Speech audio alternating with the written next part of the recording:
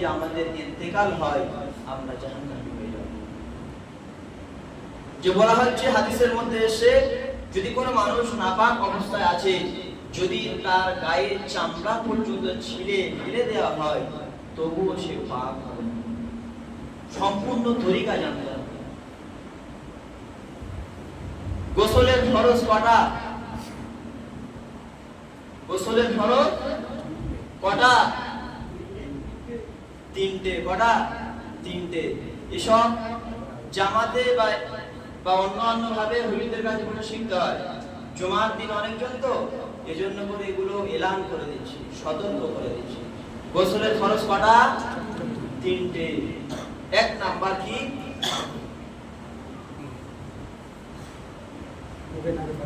এক নাম্বার কুল্লি করা। কি করা?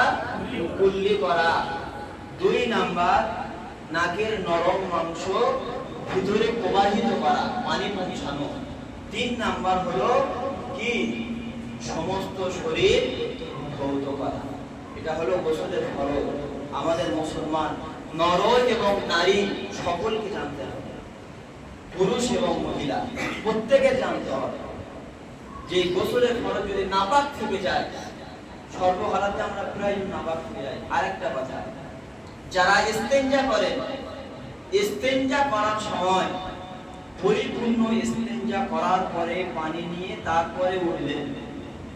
কেননা আবু হুরায়রা রাদিয়াল্লাহু তাআলা আনহু থেকে এই riwayat এসেছে, আল্লাহ রাসূল সাল্লাল্লাহু আলাইহি ওয়াসাল্লাম বলেছে যে কিছু শ্রেণীর মানুষ এই নাপাকের কারণে জাহান্নামে যাবে। কেননা আমরা পেশাব করছি, ইস্তেঞ্জা করার পরে পেশাব ক্লিয়ার হয়নি, পানি নিয়ে চলে আসি, ইস্তেঞ্জা করার জায়গা থেকে মসজিদে যাই, যেখানে যাই না কেন আবার কিছু পানি প্রবাহিত হয়ে যায় কাপড়ের মধ্যে। এজন্য করে ওই বার হওয়ার পরে আমাদেরকে কাপড় নাপাক হয়ে যায়। কি হয়ে যায়?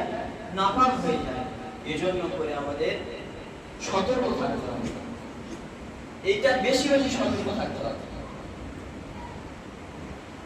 এবং যারা যুবকরা বলছে, যুবকদের 18 থেকে 25 বছরের যুবকরা, যে তোমরা নামাজ পড়ো, নামাজ যে নামাজ পড়লে, এই যুবকদের নিয়ে সংগঠন করেছে হিলফুল ফুজুল আল্লাহ রাসূল সাল্লাল্লাহু আলাইহি ওয়াসাল্লাম।